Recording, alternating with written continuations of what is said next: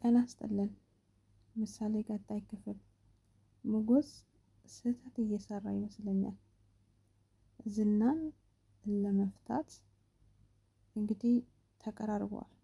ምክንያቱም ወረቀቱ ላይ ፈርምልኝ የፍቺ ወረቀት ይዤ መጥቻለሁ ብለውታል። ዝና አራዳ ነው። ምን ችግር አለ ታዲያ? በህጋዊ መንገድ ከጠየቀችኝ እፈታታለሁ፣ ፈርማለሁ፣ በነፃነት እንድትኖር ብሏል። ምክንያቱም መድብል የለም።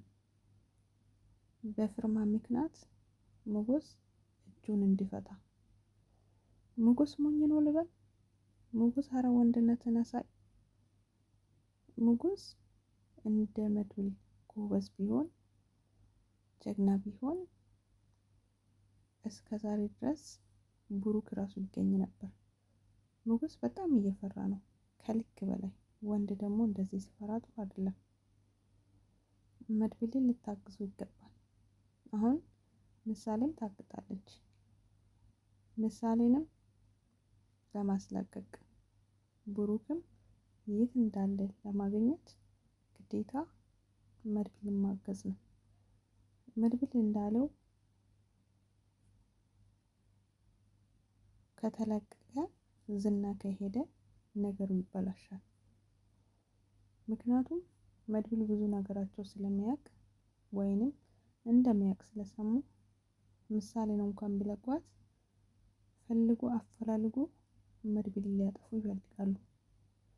ያኔ ከዚህ ከወጣ ዝና ራሱ እንደምንም መድብልን ለማጥፋት ይፈልጋል። ሞገስንም አይለቁም። ሉላንም ሊወስድበት ይችላል። ስለዚህ ጠንክሮ ከመድብል ጋር ዝና ቀስ ብሎ እንዲፈርምለት እንዲሁም ብሩክ የት እንዳለ እንዲናገር ምሳሌም እንድትለቀቅ ማድረግ እንጂ ዝና አሁን አንድ እጁ ብቻ ከተፈታ ጉዱ ነው። ሞገስ ጉዱ ነው። ምናልባት እሱ እጁን እየፈታ ያለ መድብል ከደረሰ አላውቅም። ማህሌት አሁንም ቤቱን የጠቆመችው ቤቱን ምሳሌ እንድትያዝ ያደረገችው ማህሌት ናት። መድብል ማህሌትን መያዝ አለበት ብዬ አስባለሁ። ምክንያቱም እሷ ካልተቀመጠች እሷ እንደ ዝና ካልተያዘች ሁሉም ቦታ እዛ ነው የምትሄደው። እየጠቆመቻቸው ምናልባት ለቅድስትም ፈርቼላታለሁ። እንዲሁም ዳጣንም እንዳያግቷት ፈራሁ። ለማንኛውም ውድ ቤተሰብ ምሳሌ አታሳዝንም? ቀጣይ ምን ይሁን?